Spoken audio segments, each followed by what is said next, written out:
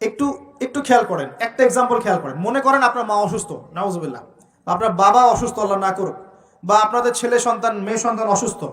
এখন আপনি কোনো উপায় নেই, ডাক্তার বলছে যে খুব সিরিয়াস অবস্থা, হয় না এমন মাঝে মাঝে? আচ্ছা, এখন আপনি সেজদায় পড়ে গেলেন, হাত তুললেন, তুলে আল্লাহকে বলছেন, আল্লাহ আমার বাবা অসুস্থ, আমার মা অসুস্থ, আমার ছেলে বা মেয়েটা অসুস্থ, আল্লাহ তুমি তাকে শেফা দান করো। এই কথাটা বলার সময় আপনার চোখ দিয়ে পানি ঝরে না? ফিলিংস আসে না? এই ফিলিংসটা কেন আসে? কারণ আপনি যা বলছেন আল্লাহকে সেটা আপনি উপলব্ধি করতে পারেন, ফিল করতে পারেন। আর নামাজে কেন মনোযোগ আসে না? কারণ নামাজ আমি যা পড়ছি এটা তো আমি ফিলই করতে পারি না, আমি তো এই ভাষাটাই বুঝি না, অর্থই জানি না, কেমন করে ফিল করবো? এই জন্যই বলি কোরআনের অর্থ জানার দরকার নাই। অর্থগুলো না জানলে তো পরে আপনি মনোযোগ পাবেন না, তো ইহসান পাবেন না। তো এই জন্য নামাজে মনোযোগ বাড়ানোর প্রধান শর্ত হচ্ছে অর্থটা বোঝার চেষ্টা করতে হবে। কি পড়ছি সূরা ফাতিহায়, কি পড়ছি রুকুতে, কি পড়ছি সেজদায়, হ্যাঁ কি পড়ছি আমি তাশাহুদ, দরুদে, দোয়া, মাসুরায়, অর্থ জানতে হবে।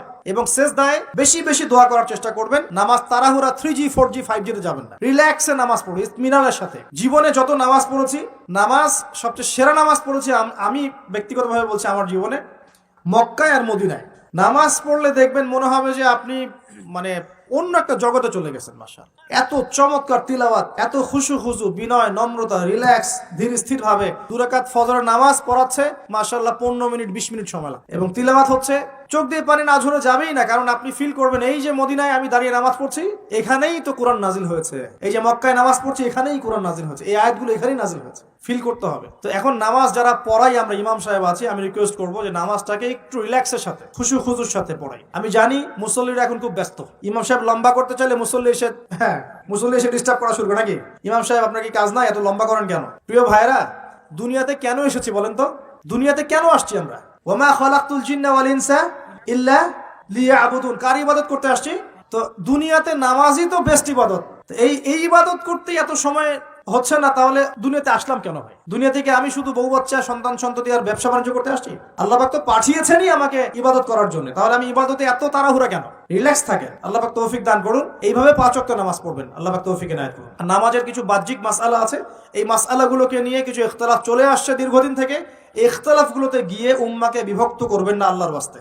যে যেটার উপর আমল করছেন আল্লাহর ওয়াস্তে করেন, কিন্তু এক ভাই আরেক ভাইয়ের সাথে গোশত কামড়াকামড়ি করেন। কথা কি বুঝতে পারছেন?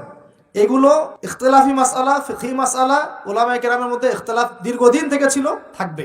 যে যার মতো আমল করছেন, করতে থাকেন। যেটা আপনার কাছে বেশি সহি মনে হচ্ছে, যেটা আপনার কাছে বেশি গ্রহণযোগ্য দলিল মনে হচ্ছে, আপনি সেটার উপর আমল করেন, কোনো সমস্যা নাই। কিন্তু এই ইস্যুগুলোকে কেন্দ্র করে, মসজিদগুলোকে ভাগ করে করে উম্মাকে বিভক্ত করেন না। এতে কাফের, মুশরিক, মুনাফিকরা হাসে আমাদেরকে দেখে, ওরা আমাদেরকে দেখে হাসে, দেখো কি জাতি, কি কি বিষয় নিয়ে উম্মাকে বিভক্ত করে নিজেরাই আপসে বিভক্ত হয়ে গেছে। একটা বিভক্ত জাতিকে শাসন করা সহজ না ঐক্যবদ্ধ জাতিকে শাসন করা সহজ? বলেন। এখন আমরা তো বিভক্ত না ঐক্যবদ্ধ?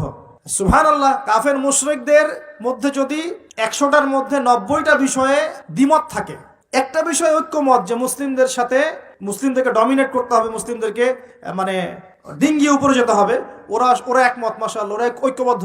আর আমাদের মধ্যে যদি দেখেন আপনি যে 90টা বিষয় আমরা একমত, এই 4টা 5টা 6টা বিষয় আমরা দ্বিমত, ওই কয়েকটা বিষয় যথেষ্ট উম্মাকে বিভক্ত করে ফেলার জন্য।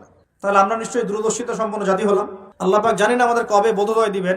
আর দোয়া করি আল্লাহ পাক এমন প্রজন্ম যেন নিয়ে আসেন যারা স্মার্ট হয়, বিচক্ষণ হয়, উম্মাকে ঐক্যবদ্ধ করতে পারে। আমিন।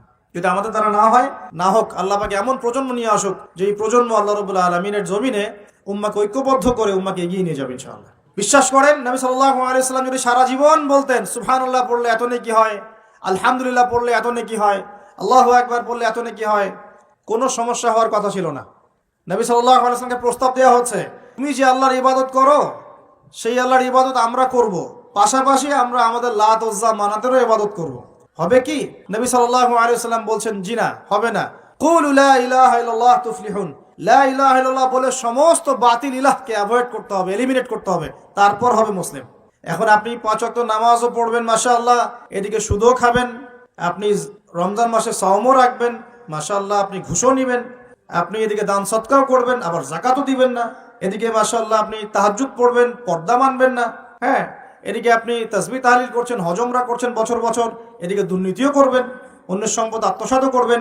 এই লা ইলাহা ইল্লাল্লাহ তো আল্লাহর রাসূল শিখান নাই, শিখাইছেন নাকি? উদখুলু ফিস সিলমি কাফা মানে কি? তোমরা পরিপূর্ণরূপে ইসলামে কি করো?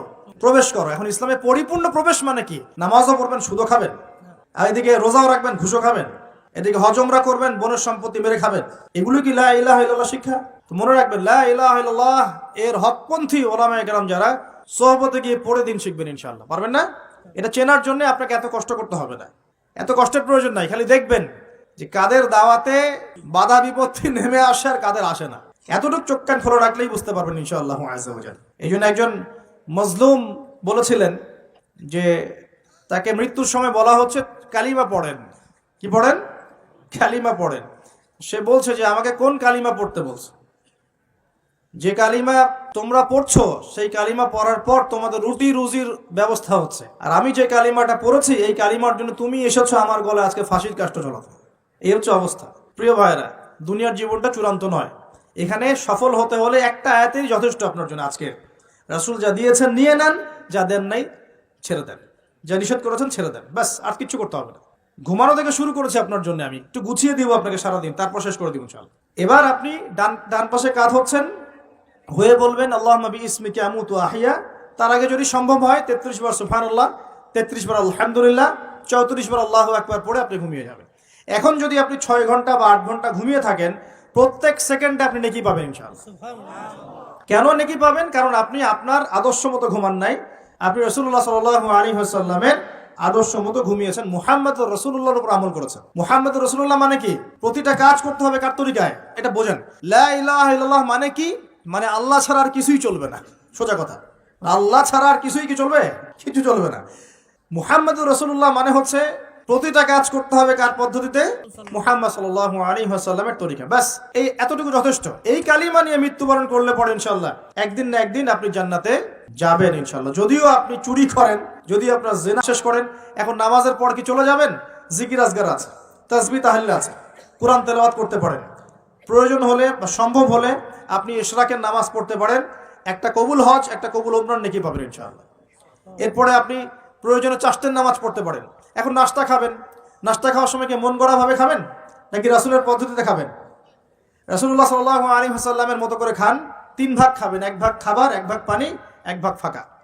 এবং খাবার আগে বিসমিল্লাহ, শেষে আলহামদুলিল্লাহ। খাওয়াটাও কি হবে তখন? ইবাদত। এভাবে আপনি পড়াশোনা করবেন। এরপরে স্কুলে যাবেন বা কলেজে যাবেন বা বিশ্ববিদ্যালয়ে যাবেন বা আপনার চাকরি ক্ষেত্রে যাবেন, ব্যবসা ক্ষেত্রে যাবেন, বিভিন্ন জায়গায় চলে যাব আমরা। এখন কি নামাজ তো পড়লাম রাসূলের মতো, তাহাজ্জুদ পড়লাম রাসূলের মতো, ওযু ইস্তেঞ্জা খাবার খেলাম রাসূলের মতো। এখন কি আমি অর্থনৈতিক জীবনে গিয়ে রাসূলের খেলাফ চলবো? আমি কি শিক্ষা ক্ষেত্রে গিয়ে রাসূলের খেলাফ চলবো? আমি কি পরিবারে এসে এখন রাসূলের আদর্শের বিরুদ্ধে চলবো? তাহলে কি আমি পরিপূর্ণ মুসলিম হতে পারবো? তাহলে সমাধান কি? ব্যবসা করতে গিয়েছেন, এখানে ব্যবসার সুন্নত আছে। মাপে কম দিতে পারবেন না, পণ্যে ভেজাল মিশাতে পারবেন না, কাউকে ঠকাতে পারবেন না, ঠিক আছে? মজুদদারি করতে পারবেন না, আপনি কৃত্রিম সংকট তৈরি করতে পারবেন না। ব্যবসার মূলনীতি মেনে চলবেন, ইনশাল্লাহ আপনি এখানেও নেকি পাবেন ইনশাআল্লাহ। বরং সৎ ব্যবসায়ী হলে পরে আপনি নবীদের সাথে হাসর করতে পারবেন ইনশাআল্লাহ।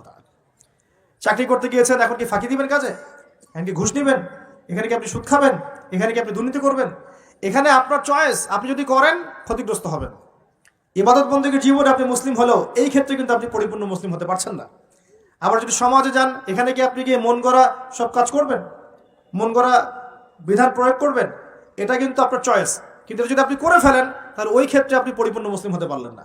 এভাবেই জীবনের প্রত্যেকটা ক্ষেত্রে যদি আমরা রাসূলের আদর্শ মেনে চলি, অটোমেটিকলি সমাজে শান্তি, শৃঙ্খলা, স্থিতিশীলতা চলে আসবে ইনশাআল্লাহ। এবং শুধুমাত্র যুব সমাজ নয়, আমাদের প্রবীণরা, মা বোনরা, আমাদের আগামী প্রজন্ম এবং চলমান যে প্রজন্ম চলছে, সকলেই উপকৃত হবে ইনশাআল্লাহ আযজা ওয়া জাল। আজকের এই একটা আয়াত জাস্ট আমি তেলাওয়াত করেছি, ওটা আমি ক্ষুদ্র জ্ঞানে ব্যাখ্যা করার চেষ্টা করলাম। রাসূলুল্লাহ সাল্লাল্লাহু আলাইহি ওয়াসাল্লাম যা যা দিয়েছেন সমস্ত সুন্নতগুলোকে আমল করার চেষ্টা করতে হবে। আল্লাহ পাক তৌফিক দান করুন, আমিন। একই সাথে নবী সাল্লাল্লাহু আলাইহি ওয়াসাল্লাম যত কিছু নিষেধ করেছেন সমস্ত নিষেধগুলোকেও বর্জন করতে হবে ইনশাআল্লাহ। আল্লাহ পাক তৌফিক এনায়েত করুন। আপনি সুন্নত মানছেন ঠিক আছে, কিন্তু শিরক ছাড়ছেন না, চলবে না। বেদাত ছাড়ছেন না, চলবে না। হারাম রিজিক ছাড়ছেন না, চলবে না। সুদ ঘুষ ছাড়ছেন না, এটা চলবে না। অন্যের হক নষ্ট করছেন, চলবে না। যদি পরিপূর্ণ সাফল্য পেতে চাই, তাহলে কিতাবের পূর্ণ অংশের উপর আমল করার চেষ্টা করতে হবে। এক অংশ মানবো, এক অংশ মানবো না, এই মুনাফিকি খাসলত ত্যাগ করতে হবে। আল্লাহ পাক সবাইকে তৌফিক এনায়েত করুন, আমিন। আমরা আলোচনা এখানে গুটিয়ে নিচ্ছি এবং দোয়া করছি আল্লাহ রাব্বুল আলামিন আমাদের সকলকে রাসূলুল্লাহ সাল্লাল্লাহু আলাইহি ওয়াসাল্লামের মতো সুন্নাহ মাফিক জীবনযাপন করার তৌফিক এনায়েত করুন এবং জীবনের প্রতিটা ক্ষেত্রে সুন্নত বাস্তবায়নের তৌফিক দান করুন। আল্লাহ পাক আমাদের যুব সমাজকে হেদায়েত করুন এবং যাবতীয় পাপাচার থেকে আল্লাহ পাক তাদেরকে হেফাজত করে রাখুন। আমাদের মা বোনদেরকে আল্লাহ পাক খাস পর্দায় থাকার তৌফিক এনায়েত করুন। আমাদের সন্তান সন্ততিদেরকে আল্লাহ পাক মানুষের মতো মানুষ করার তৌফিক দান করুন।